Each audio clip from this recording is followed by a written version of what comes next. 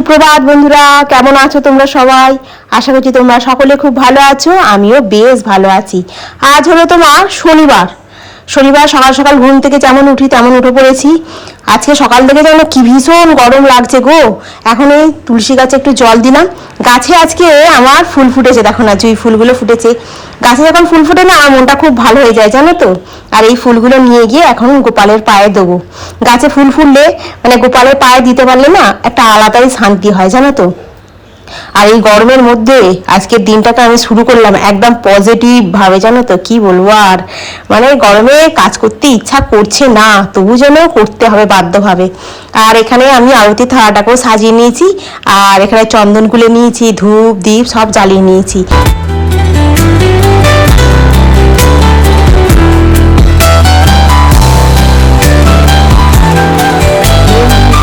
वासुदेवाय हरे परमात्मने प्रणता क्लेशनाशाय गोविन्दाय नमो नमः।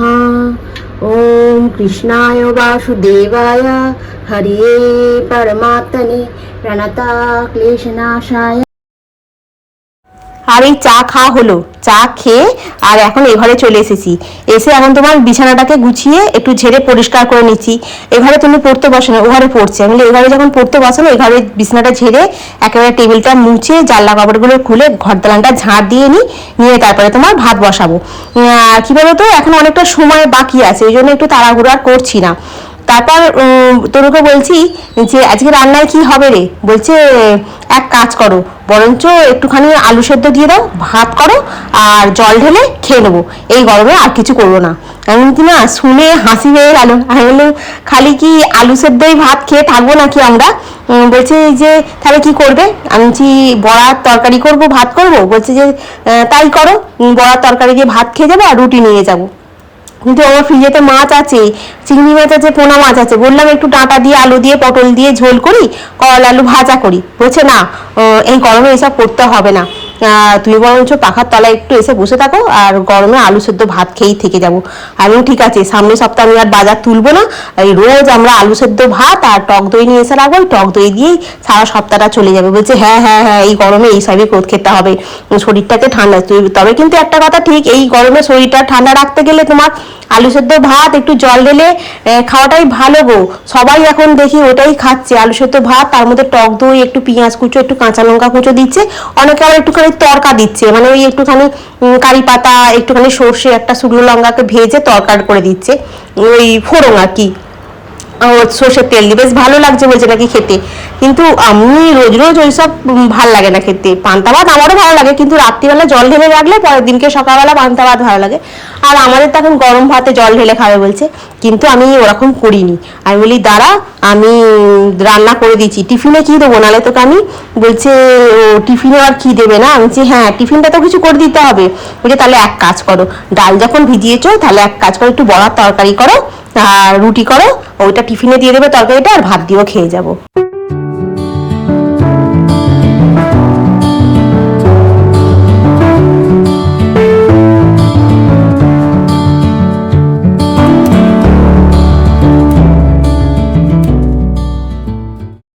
আর এই সকাল থেকে শুরু হয় বাসন মাজার গল্প। সকালে একটুখানি বাসন পড়তে থাকে, গরম জল খাওয়া, চা খাওয়া, তনুর টিফিন বক্স, ভাবি একটু একটু করে মেজে নিলে একটু বাসনটা কমে যাবে। ও বাবা, সত্যি বলতে কখন যে বাসনটা কমে আমি নিজেও বুঝতে পারি না। মানে সকালের বাসন শেষ না হতে হতেই আবার রান্নার বাসন পড়ে যাবে, আবার দুপুরে খাওয়ার বাসন পড়ে যাবে, বিকালবেলা যদি একটু চা খাই তার বাসন পড়বে, আবার রাতের বেলা ডিনার করবো তার বাসন পড়বে।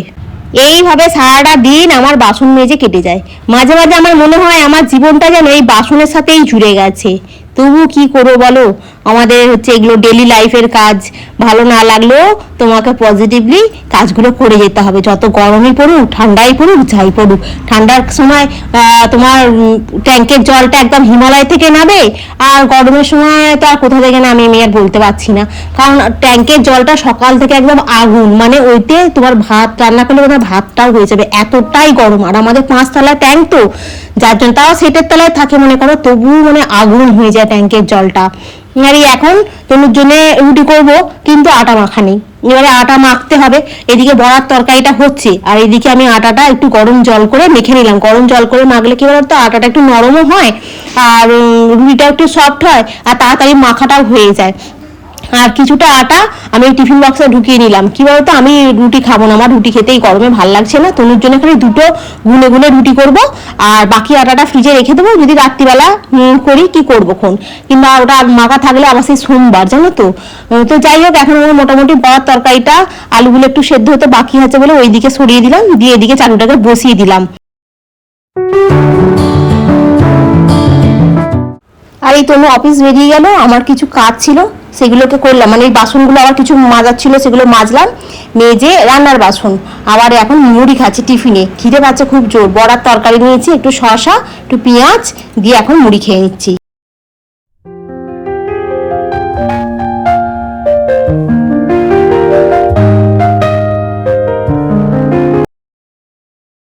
তারপরে ঘর দালান মুছলাম, পরিষ্কার করলাম, এইগুলা তোমাদের সঙ্গে শেয়ার করে নিয়ে। এই গরমে ক্যামেরা অন করা যাচ্ছে না, পুরো আগুন হয়ে যাচ্ছে মানে ফোনটা, জানো তো। যার জন্য সব করে নিয়ে আর এই স্নান টান করে এখন তোমার পুজো করছি, এরপরে আর কোনো কাজ নেই। খাবো বড়ার তরকারি হয়েছে, ভাত দিয়ে খাবো তো। আর আমি কিছুটা বড়ার তরকারি দিয়ে তো মুড়ি খেয়ে নিয়েছি, আর খুব বেশি নেই, অল্প করেই আছে। তো একটু ঘি দিয়ে খাবো, দিয়ে তোমার বড়ার তরকারি দিয়ে খাবো, বেশ ভালো লাগবে তাহলে খেতে। আর ঘি দিয়ে আলু ভাত, মানে আলু ভাতে দিয়ে বলো, যে কোনো তরকারি দিয়ে বলো, যে কোনো দিয়ে বড়ার তরকারি কিংবা পোস্তের তরকারি এই সবগুলো দিয়ে না মানে খেতে খুব ভালো লাগে। আর এই পুজো হলো, গোপীচন্দনটা পড়লে কি বলতো, একটু শুকনো হয়ে যাওয়ার পর এরকম হাত দিলে না উঠে পালিয়ে যায়, কেন কি জানি, থাকে না কপালে। আর এমনি চন্দন তবু থাকে, হাত দিলে ওঠাও উঠে পালায়, কিন্তু গোপীচন্দনটা একটু সাদা মতো হয়, কি সুন্দর দেখতে লাগে বেশ। আবার এরকম হাত দেওয়া ব্যাস উঠে চলে যায়, পরবর্তীকালে এই আয়নায় গিয়ে দেখবে একটু সাদা মতো হয়ে আছে, কিন্তু আর চন্দনটা আর নেই। তো চল এখন খেয়ে নিই, 2টো বাজে। এই সমস্ত কাজ হয়ে গেছে, ঘরতলা ঝাড় দেওয়া, মোছা সমস্ত পরিষ্কার হয়ে গেছে। আর এই এখন খাবো, খেয়ে দিয়ে বাসনগুলো মাজবো, কিছু বাসন আছে গোছাবো। আজকে তো তোমার 4টেয় ছুটি হয়ে যাবে, তাড়াতাড়ি চলে আসবে। হ্যাঁ, তো সেই জন্য আজকে দুপুরবেলা একটুখানি ঘুমাবো, বেশি ঘুমাবো না। কালকে আমি আবার এত ঘুমিয়েছি, রাতেরবেলা আবার ঘুম হয় না। আজকে মানে সকালে আমি হাঁটতেও যেতে পারিনি, মানে উঠেছি 5টার আগে, উঠে মানে 4:30টার সময় উঠলে কি হয়, মানে সমস্ত কাজটা হয়ে যায়। কিন্তু সকালবেলা ঘুম থেকে উঠে মুখ ধোয়া, বাথরুমে যাওয়া, এই সমস্ত করতে তো অনেকটা সময় লাগে, আধা ঘন্টার মতো। ওইসব করতে করতে 5:15-20 হয়ে গেল। 5:20 আমি যদি হাঁটতে বেরিয়ে যাই, তাহলে আসবো সেই তোমার 6টা, আসবো এবারে গোপালকে তোলা আছে, গরম জল খাবো, রান্না বসাবো, কখন করবো? তো সেই জন্য আমি বলি থাক, আজকে আর যাবো না, বরঞ্চ ঘরেই একটু হালকা করে এক্সারসাইজ করে নিই বলে ঘরেই একটু কোমরের এক্সারসাইজটা করলাম, আর একটু ঘাড়ের এক্সারসাইজটা করলাম। বলছিলাম না কদিন ধরে ঘাড়টা কিরম ব্যথা ব্যথা মতো হচ্ছে, একটু চিন্তা করলেই এবার ঘাড়ে ব্যথা হচ্ছে। এখন ওই ঘাড়ের এক্সারসাইজ করলাম আর কোমরটার এক্সারসাইজ করলাম। কোমরের এক্সারসাইজটা রেগুলার করলে না কোমরের ব্যাকটা অতটা হয় না, জানো তো। আসলে শরীর ভারী হয়ে গেলে কোমর আর হাঁটুতে খুব প্রবলেম হয়, মানে শরীর হালকা থাকলে কোমর আর হাঁটুর প্রবলেমটা হয় না, কারণ শরীরের ভারটা তো কোমর নিতে পারে না আর হাঁটুও নিতে পারে না। না, আর এমনিতে বয়স হওয়ার সাথে সাথে দেখবে আমাদের হাড়ের ক্ষমতা মানে কমে যায়, তাই না? সেই জন্য আমাদেরকে মানে সকলকে বলে কি একটু ডায়েট মেনটেন করতে, একটু হালকা কিছু খেতে, যাতে শরীরটা স্লিম মতো থাকে, যাতে শরীরটা ভালো থাকে, সুস্থ থাকে। কিন্তু ওই যে লোভের বসে সব কিছু তো খেয়ে ফেলি না, বিশেষ করে মিষ্টিটা খেয়ে ফেলি। কালকে আমি ভুলু বললো আমি মিষ্টি খাবো না, মোটা হয়ে যাচ্ছে, ঠিক আছে মিষ্টি আনবো না। তো দেখি আজকে আবার সন্ধ্যেবেলা ঘুগনির কড়াই ভেজানো আছে। সকালবেলা বড়ার তরকারি করেছি, খিচুড়া রয়ে গেছে। ভেবেছিলাম তো তনুকে ঘুগনি করে দেবো, রুটি করে দেবো, বলে ঘুগনি খাবো না, করো তুমি বড়ার তরকারি করে দাও, ওই দিয়ে ভাত খেয়ে যাবো, রুটি খেয়ে যাবো। আর ফ্রিজে মাছও ছিল, চিংড়ি মাছ ছিল, পোনা মাছও ছিল, কিন্তু ওই কালকে পান্তা ভাত হলো আর আজকে আবার বড়ার তরকারি হলো। তো চলো আমি এখন খেয়ে নিই। আর এইখানে এই একটা তরকারি ভাত এখানে রয়েছে রাখা, খুব বেশি নেই, তোমাদেরকে বললাম। এই যে 2 পিস বরাবরে আছে, আর তোমার আছে আলু আছে, এটা। আর আমি তো ভাত খাবো তো এইরকম, এটা দিয়ে আমার হয়ে যাবে, কিন্তু তবু একটুখানি ঘি দিয়ে খাবো আর কি। আর এই দেখতে দেখতে সন্ধ্যা হয়ে গেল। আর শনিবার মঙ্গলবার আমি তোমাদেরকে বললাম সব দিন হয় না, যেদিনকে মনে হয় মনটা ভালো নেই, মনটা অস্থির করছে, সেদিনকেই আমি একটুখানি বেশি করে জ্বালাই, একটু কর্পূর, লবঙ্গ, তেজপাতা দিই। তেজপাতাটা দিই আজকে, 5টা লবঙ্গ, কর্পূর, একটু ধুনো দিয়ে আর এই সন্ধ্যাবেলা এখন একটু জ্বালিয়ে ঠাকুরকে একটু দেখাবো, ঘর দালান এগুলো সব ঘুরিয়ে নেবো। জানো তো আমি একটা ভিডিওতেও দেখছিলাম যে প্রতি শনিবার শনিবার কর্পূর চেঞ্জ করছে, জানো তো হয়তো অনেকেই দেখেছো এফবিতে ভিডিও চলছে, বলছে নাকি এটা করলে নাকি খুব ভালো। ভাবছিলাম আজকে করবো, তারপরে ভাবলাম থাক, মানে কর্পূরের এরকম ডিপে কিনে নিয়ে আসতে হবে, জানো তো। আর এই কর্পূরগুলো সে কাগজে যে মোড়া কর্পূর, ওই কর্পূর আর একটা আলাদা করে ডিপে কিনতে পাওয়া যায়। ওই ধরো রান্নাঘরে, তারপরে তোমার ঘরে বেরোনোর মুখটাতে, ঠাকুরের কাছে বলতে গণেশ ঠাকুরের কাছে, তারপরে তোমার আলমারিতে যেখানে টাকা থাকে সেইখানে একটা করে কর্পূর রেখে দিচ্ছে। প্রতি শনিবার শনিবার ওই যে কর্পূরটা যা থাকছে সেখান থেকে তুলে নিয়ে গিয়ে বাইরে ফেলে দিতে হবে, মানে টোটালি বাইরে ফেলে দিতে হবে। এইরকম দেখছিলাম, দেখে ওইরকম করে নাকি অনেকে উপকৃত হয়েছেন। আজকেই দেখাচ্ছেন তিনিও অনেক মানে উপকৃত হয়েছেন। তো শনিবারের এই কর্পূরের টোটকাটা বেশ ভালো লাগে। আমি এমনিতেও কর্পূরের যে তোমার জ্বালাই শনিবার মঙ্গলবার, কিন্তু এই কর্পূরের টোটকাটা দেখলাম, দেখি একদিন করব।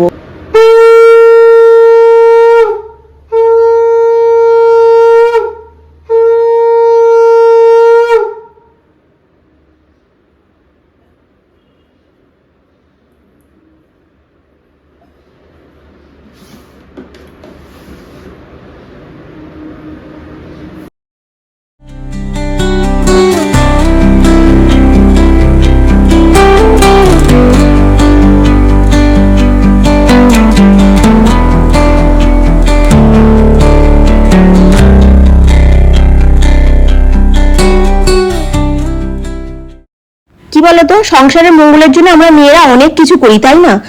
কিসে ভালো হবে, কিসে সংসারটা শান্তিতে থাকবে, কিসে সংসারের মধ্যে ধরো আর্থিক অভাব অনটনটা থাকবে না, হ্যাঁ এইরকম চেষ্টা আমরা সব মেয়েরাই করি। বিশেষ করে বাড়ির যারা গৃহিণী আছে তারা তো সবসময় চেষ্টা করে। আমিও সেরকম তোমাদের মতোই চেষ্টা করি। আমিও অনেকের রেমেডিগুলো দেখে আমি নিজেও ভাবি এগুলো করব, যদি সংসারের মঙ্গল হয়, ভালো হয়। আর যারা অনলাইন প্ল্যাটফর্মে দেখাচ্ছে তাদের তো নিশ্চয়ই উপকার হয়েছে বলেই দেখাচ্ছে, তাই না?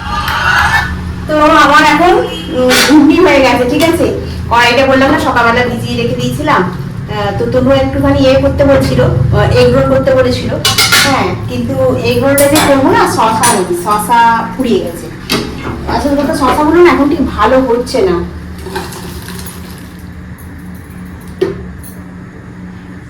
যার জন্য তোমার আজকে আর এগ রোলটা হলো না। আমি এই জন্য বললাম যে আজকে দিনটা থাক, বরঞ্চ তোকে আমি অন্যদিনকে এগুলো মেক করে খাওয়াবো। আজকে সকালটা আর এখনো আজকে আসেনি, এখন আসছে, রাস্তাতে আছে। আর ট্রেনটা আজকে অনেকটা লেট, সেই জন্যই এত লেট হয়ে গেছে আজকে আসতে। যাই হোক, তারপরে অফিস থেকে আজকে বেরোতেও একটু লেট হয়েছে। হ্যাঁ, সবটা মিলিয়ে মিশিয়ে লেট। তো চলো, আমি এখন তোমার ঘুগনি হয়ে গেছে, এখানে ময়দা মেখেছি, লুচি করবো। আর তারপরে তো বাসনগুলো আছে, মাজতে হবে। প্রচন্ড গরম হচ্ছে, মানে এত গরম হচ্ছে পুরো ঘেমে চান করে যাচ্ছি। আর এই গরমে লুচি ভাবাই যায় না, কিন্তু কি বলতো একটু খেতে ইচ্ছা করে। তো চলো করে ফেলি, ঠিক আছে। কড়া চেপে গেল।